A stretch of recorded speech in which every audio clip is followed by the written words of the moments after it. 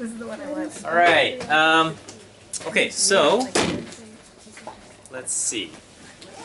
You have a test on next Monday, December 1st, so I hope that doesn't ruin your holiday weekend.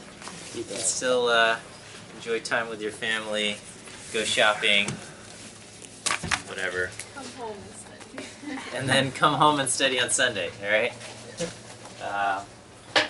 So that'll be December 1st. We'll cover up through stuff I do today, okay?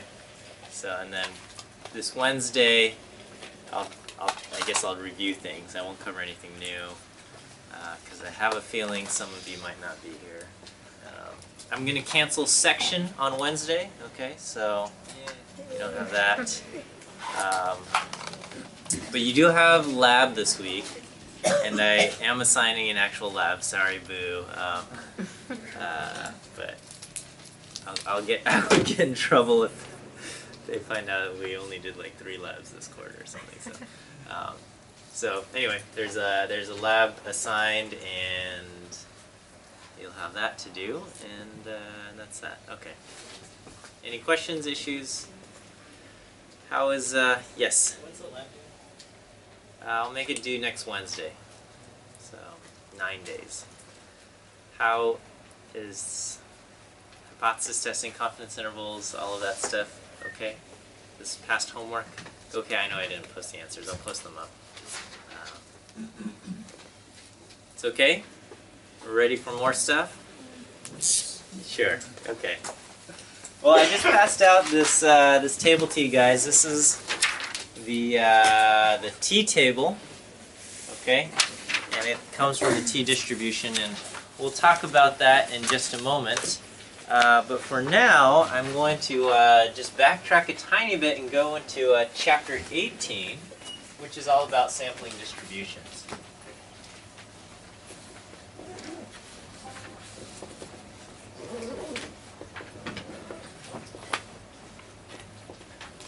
Alright, so do you guys remember what a sampling distribution was?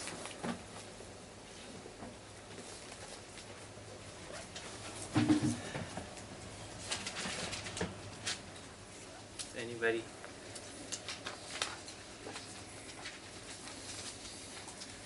Okay, well I will I'll tell you then. So the idea behind a sampling distribution was that we have a population, and from that population we draw samples. And every time we draw a sample, we look at a sample statistic. So we have the population, this large body that we cannot directly observe. And from that we draw a sample that we can observe.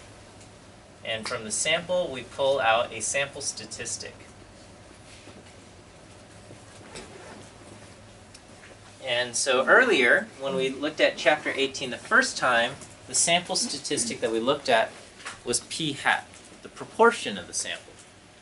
And we said if you continue to draw different samples from the population, what would the distribution of the p hat look like? And we decided, or we determined that it was going to be normally distributed, centered around the population's proportion p, and it had that standard deviation p times q over n square root. This time, we're doing the same idea. We have a population, and from that population we draw a sample, and we look at a sample statistic, but this time we're not looking at the sample proportion, we're looking at the sample mean. So what kind of variable are we dealing with here? It's a numeric variable. Okay, so we're looking at the mean of the sample, y bar, and the idea being if I went back and I repeatedly drew many samples from the population, each time recording a new y bar, what would the distribution of y bar look like? Okay.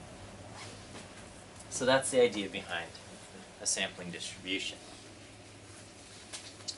Okay, well, the distribution of y bar depends a lot on the distribution of the population. Okay, so what will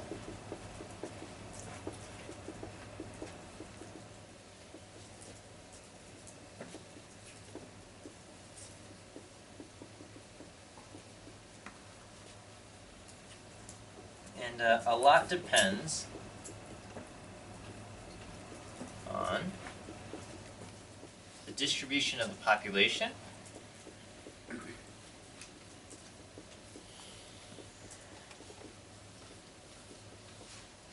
and the size of the sample.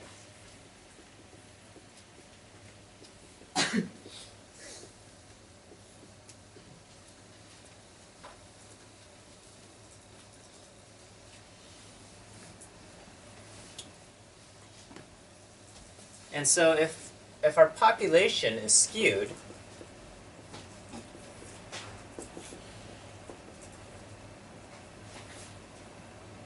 so we're looking at something like this. So maybe weight or something. Weight of people. Could be it could be skewed. And if we draw and if our samples are small, then the distribution of y bar will also be skewed, but less so.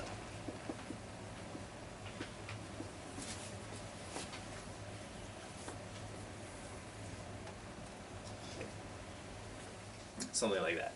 So this is the distribution of y bar, all the different values of y bar that we can get.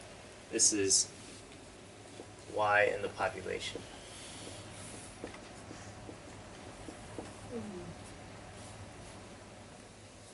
So we're looking at the population's distribution.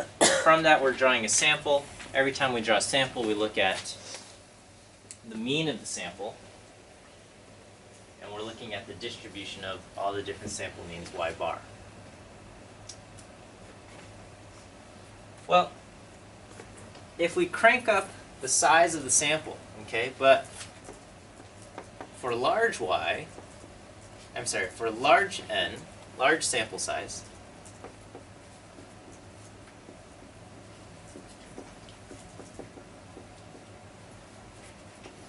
the distribution of y bar becomes normal.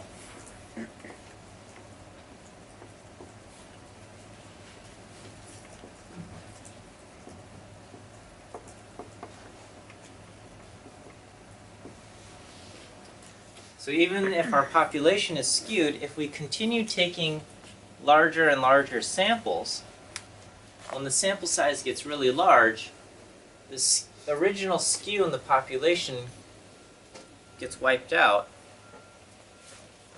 and the distribution of y bar becomes normally distributed. So this concept is known also as the central limit theorem.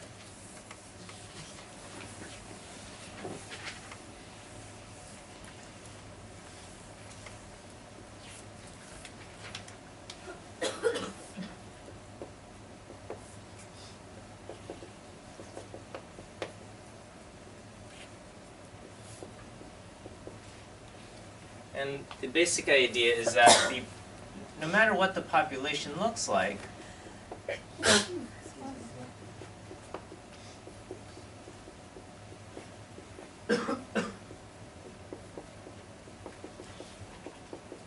if you take a large enough sample,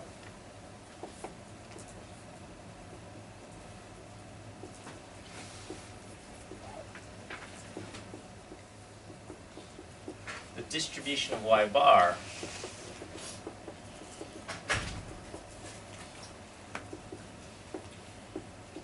will follow a normal distribution.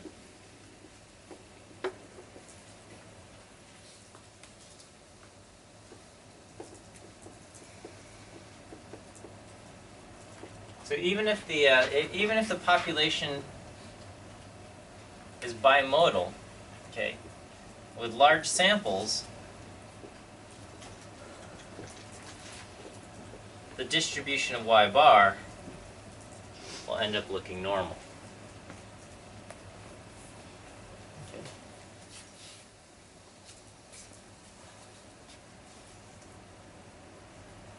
And so if the population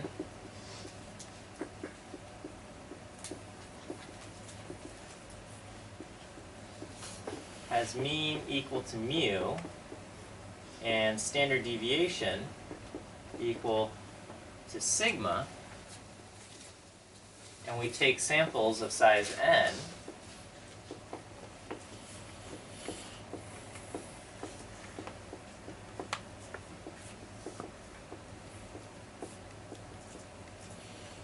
then the distribution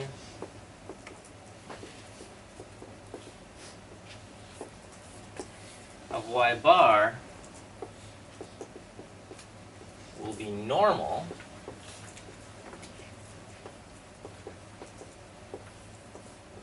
with mean equal to mu and standard deviation equal to sigma over the square root of n. Okay. So this is the key thing that you need to know.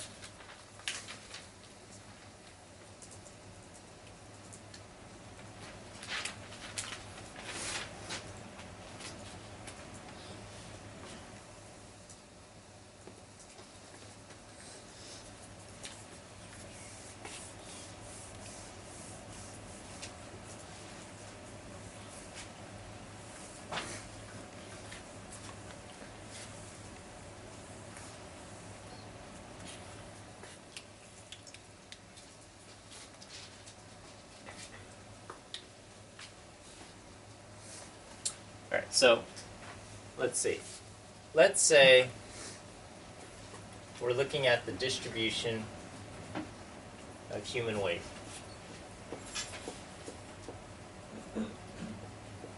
And let's say the mean is something like 165, and let's say there's a standard deviation of I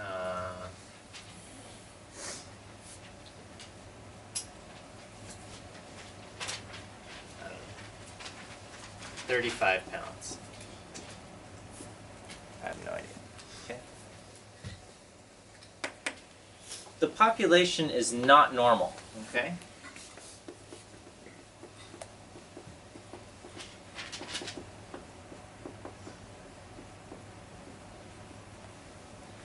So if I asked a question like, what percentage of people weigh less than 200 pounds, you cannot answer that. Okay.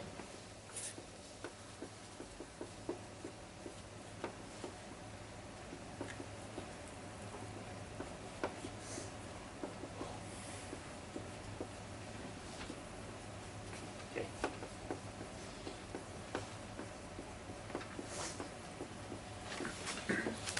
Cannot answer because the only way we can answer this is by knowing what the distribution looks like. So you can't use a z-score because you don't have a normal distribution here. But if I changed my question and I'm going to say I will randomly select, let's say, 25 people,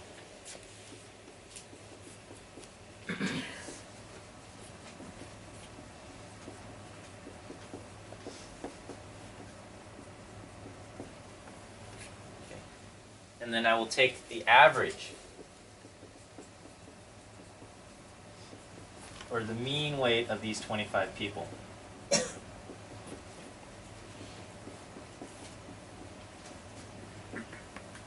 I could then ask, what is the probability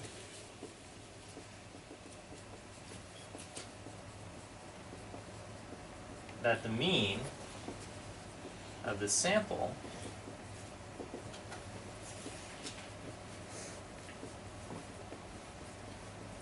is less than, let's say, 180.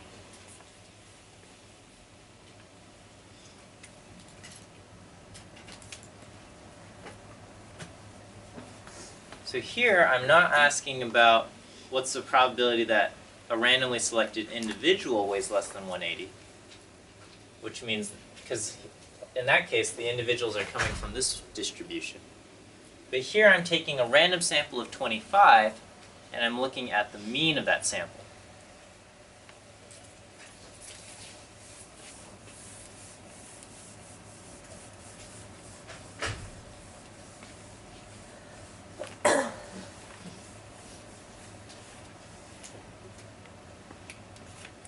So in this case, now I'm dealing with a sampling distribution.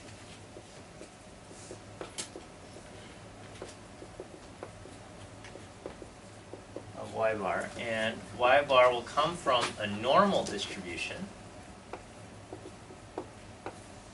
where the mean is equal to mu, which in this case is 165, and the standard deviation is equal to sigma over square root of n, so I have 35 over the square root of 25, I get 7. I'll write standard deviation. So now I can do z is equal to y minus mu over sigma, looking at 180 minus 165 over 7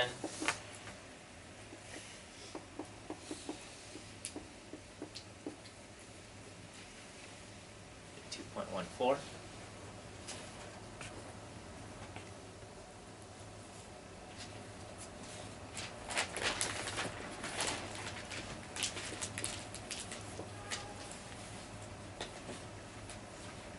Oh, it says less than 180. I'm actually going the other way.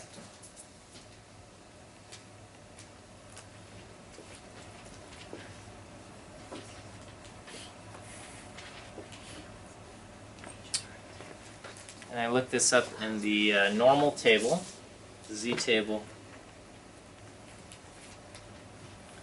Let me get some value here.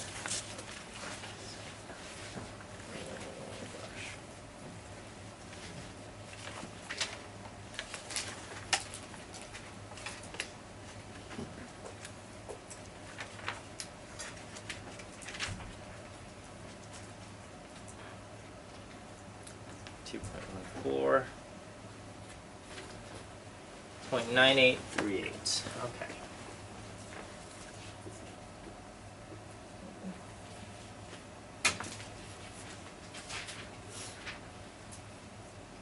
Does this seem reasonable? Okay. So the idea in chapter 18, in contrast to just previous normal model problems, is that our population may or may not be normal. But we're going to take a large sample. We're looking at the distribution of y bar, the mean of the sample.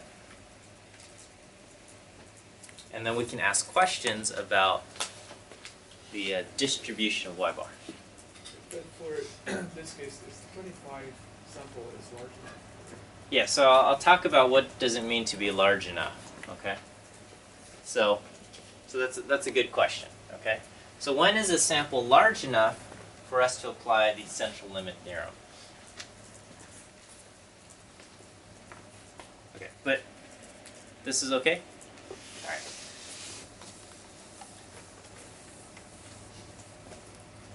So when is a sample large enough for us to use the central limit theorem? Okay.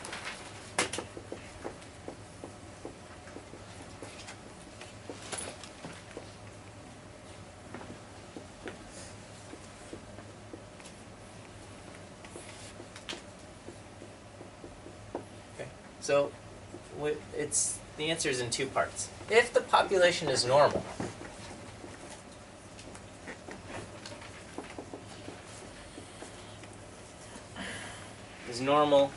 then any sample size is large enough.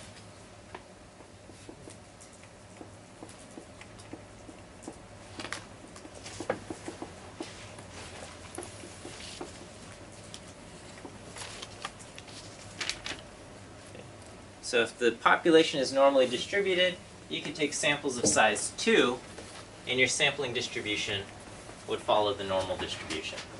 Any sample size is large enough. And if the population is unimodal and symmetric, but not exactly normal, then relatively small sample sizes are fine. Okay? So following up, if the population is unimodal and symmetric,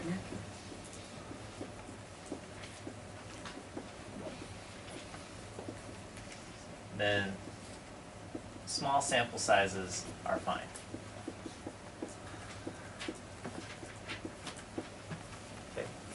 But then if the population is not normal,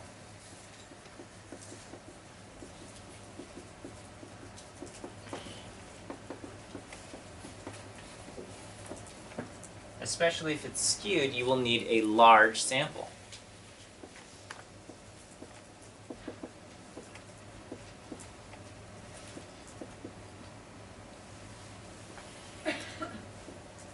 Okay. And basically, the more not normal it is, the larger the sample will need to be. A good rule of thumb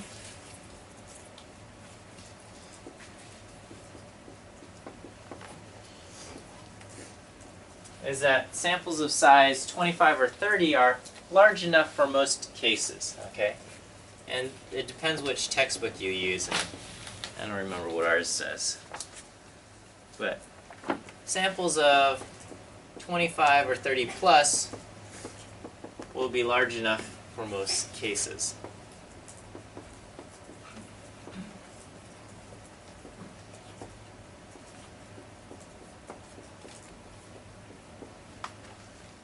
But if the population is very skewed,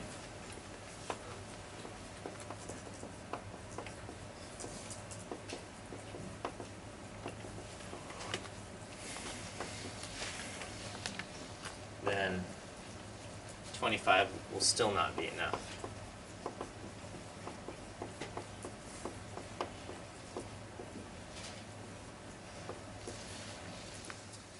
But in most cases, 25, 30, big enough. And that's what we'll just go by, okay? And the truth is it doesn't become exactly normal, okay? You have the population, it looks like this. You take sampling distributions, large enough. It doesn't become exactly normal, all right? It becomes pretty close to normal that we just say the normal distribution does a good enough job, okay? The true distribution is always going to be a little bit more complicated to try to calculate. But what we say is that you take a large enough sample, 25, 30 plus, it looks normal enough that we're just going to pretend that it's normal. And it's going to get you really close to whatever the true value is. And these are all probabilities anyway, so there's always just a little bit of uncertainty at play here.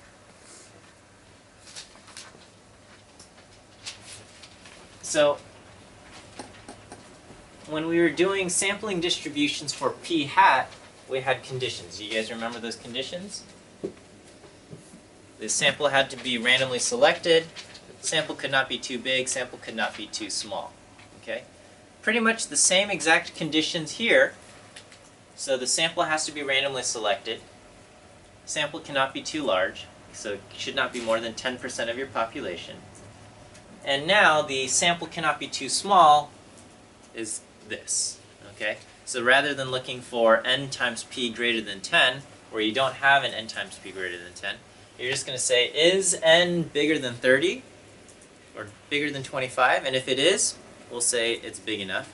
And if n is not bigger than 30, you have to say, well, does my population look unimodal and symmetric?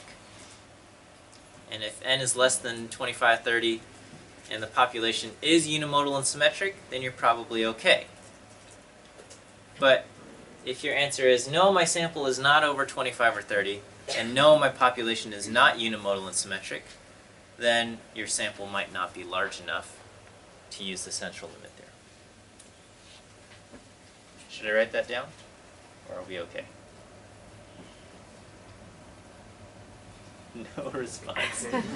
We're okay. We're okay. You guys are okay. Alright, so check your conditions of the central limit theorem. Same thing. Random and independent, randomly selected, not too big, and then not too small when you're dealing with a numeric variable uses this. Okay? When you're dealing with categorical variable, it's the ones with the success failure and the p's. For numeric variable, it uses this. Okay. So in I guess tonight's homework, which I'll just make due on Monday. You'll have to, you have a few exercises from chapter 18 going over sampling distributions, okay? Alright, So we're going to assume that you guys can handle Chapter 18 sampling distributions okay. And we're going to take that and apply it to inference here.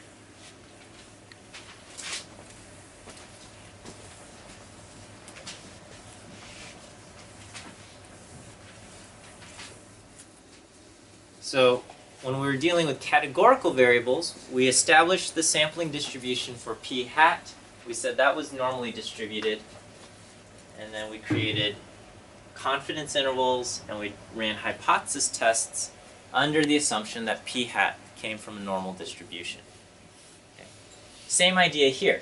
Now that we know that y bar comes from a normal distribution, we can create confidence intervals and hypothesis tests based on y bar, or the sample mean.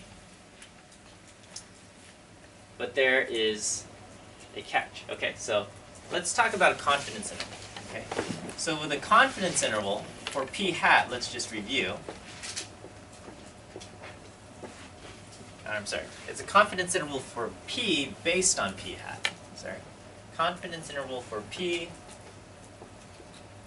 based on p hat. What did we say? We said we are, 95% confident that p is between p hat plus or minus z star times the standard error. Okay, so this came from the normal table, and this was the square root of p hat q hat over n. This was pretty much our approximation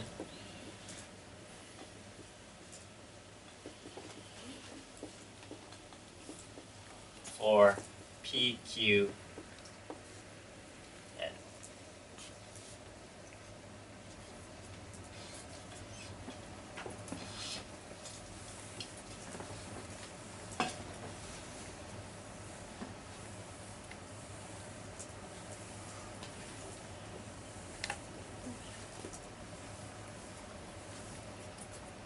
So, if you will, the confidence interval in the center, I put in our best estimate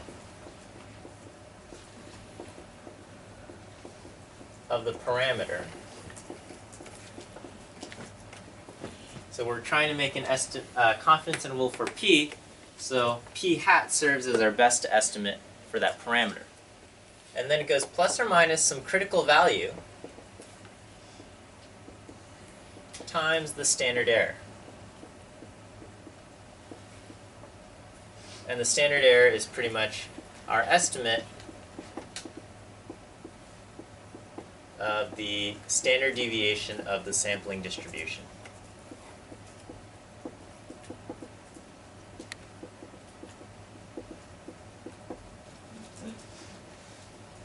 Is that okay?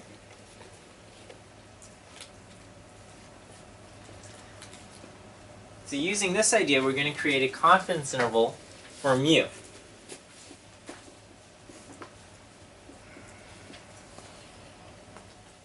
Based on y bar.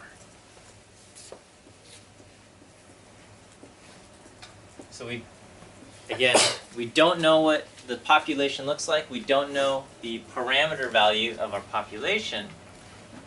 But we look at a sample, and based on what we see in the sample, we want to say, what does this say about the population? So what do you think our best estimate of the parameter mu is at this point in time, after we take a sample? The mean of the sample. So we're going to use y bar plus or minus, and I'm going to just put in critical value, okay,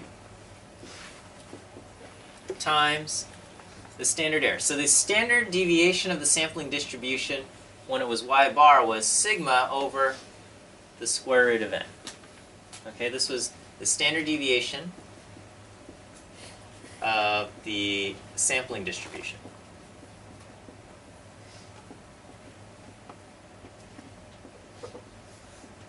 So what do you think our estimate of sigma over the square root of n will be when we're basing it on a sample?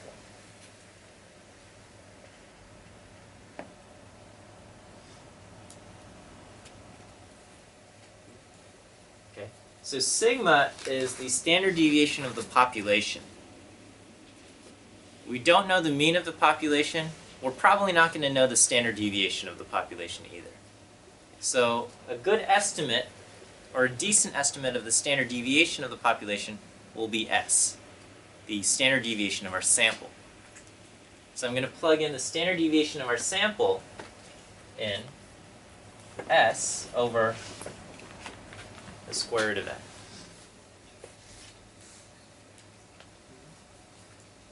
Is that okay? What's that? S is the standard deviation of our sample.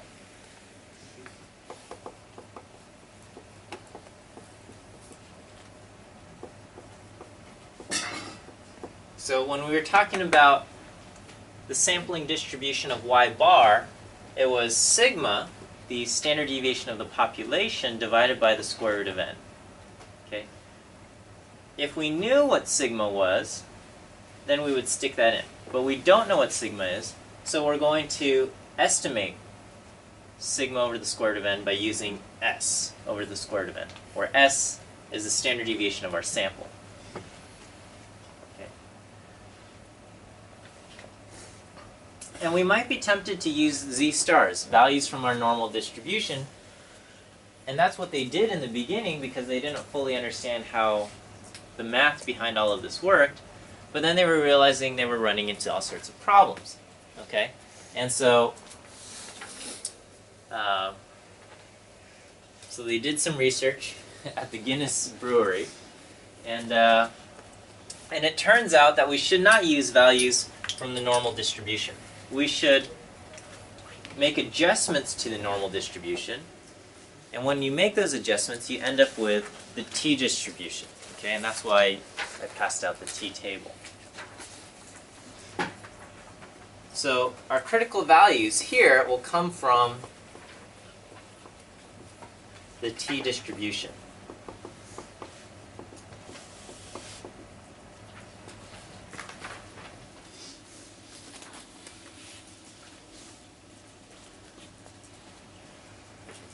So all confidence intervals will kind of have this general form. Best estimate of the parameter plus or minus the critical value times the standard error, which is our estimate of the standard deviation of the sampling distribution. That's what this looks like. P hat plus or minus z times standard error, p hat q hat over n square root. And that's what this is. Y bar plus or minus the critical value times s over the square root of n. Okay. And in our case, the critical value here comes from the t distribution. Okay.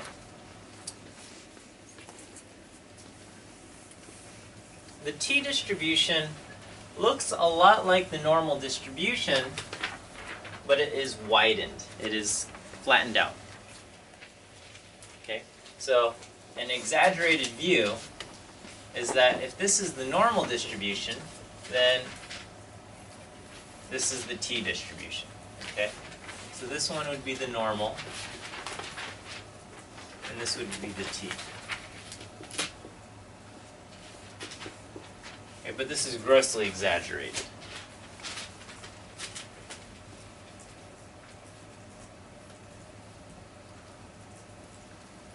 And the t distribution depends on something called degrees of freedom. And it talks about basically how large our sample is. If your sample is large,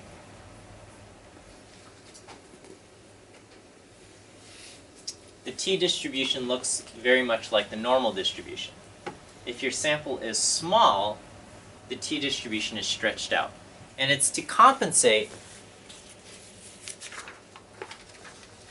for the uncertainty in our the uncertainty in our standard error. Okay.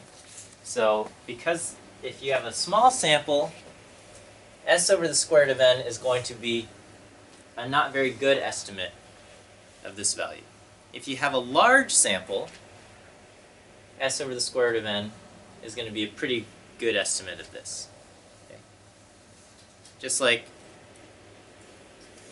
I don't know, if we had to estimate the standard deviation of a population and I just took a few people my estimate could be wildly off. But if I take a huge sample, my estimate should be pretty close to the real value. And the t-distribution takes that in what we call the degrees of freedom. And so the degrees of freedom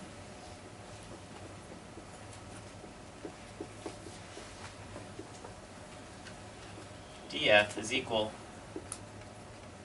to n minus 1.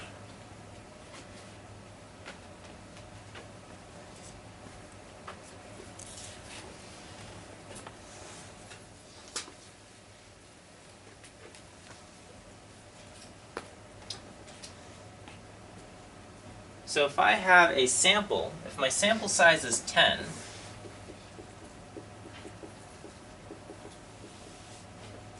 I have 9 degrees of freedom. Okay? And if I want to create a 95% confidence interval, then the critical value I would use, I would go to my table. Across the bottom I would find confidence level 95%. And I would go up to 9 degrees of freedom, and the critical value I would use is 2.262.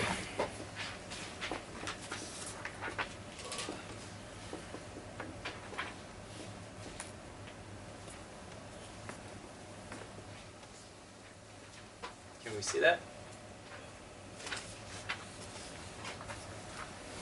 Okay. So a very simple example.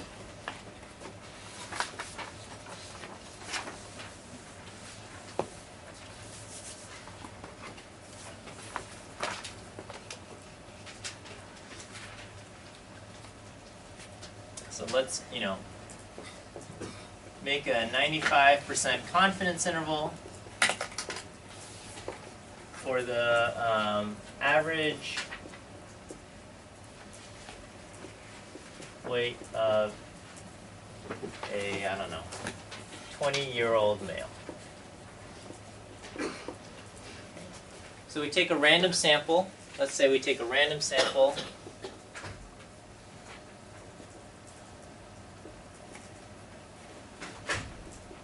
of 10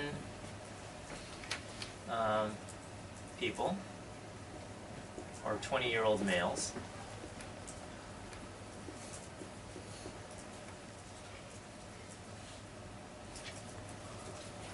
So n is equal to 10. Let's say the average weight of these 10 people is 172. And let's say the standard deviation is 24 pounds.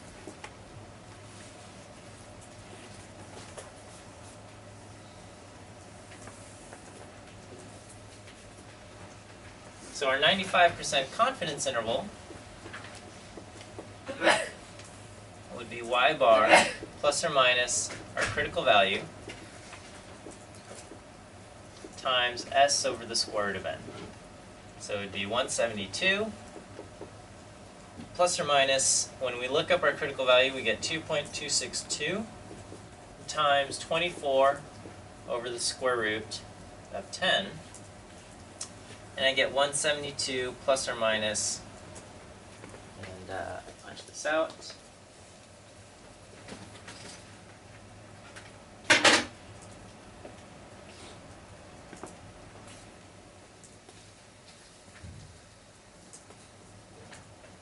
Plus or minus 17.16, or 17.17. So I'll say 17.2. So I get between 189.2 and 154.8.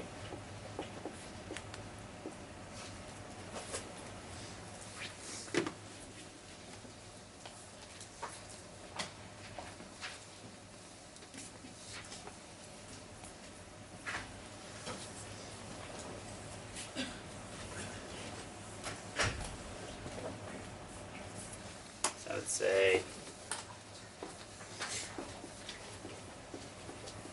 based on my sample of 10 randomly selected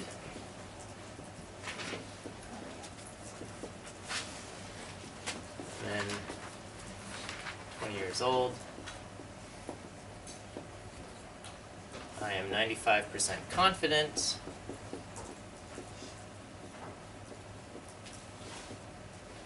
that the mean weight of all 20-year-old males is between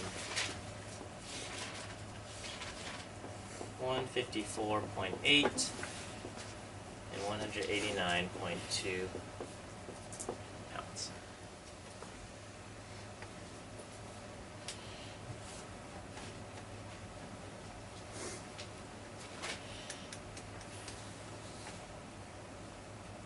Yes? Is the choice of 95% arbitrary? Or? Yeah, arbitrary choice. That's probably our most common choice, but your table allows you to pick 80, 90, 98, 99% as well. Okay? You can't create confidence intervals for different levels of confidence unless you have a better table, okay, or more detailed table. And they exist, but for now that covers probably most every confidence interval you'd want to make. One note. Let's say you have 90 people in your sample. Okay? So how many degrees of freedom would you have? 89 degrees of freedom. You go to your table, you don't see 89 degrees of freedom.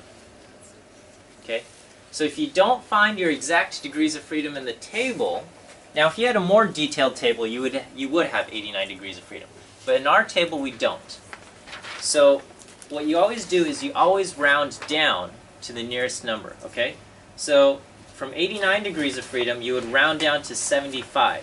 Even though technically 100 degrees of freedom is closer to 89, you would round down to 75. So if you don't see your exact degrees of freedom in the table, always round down.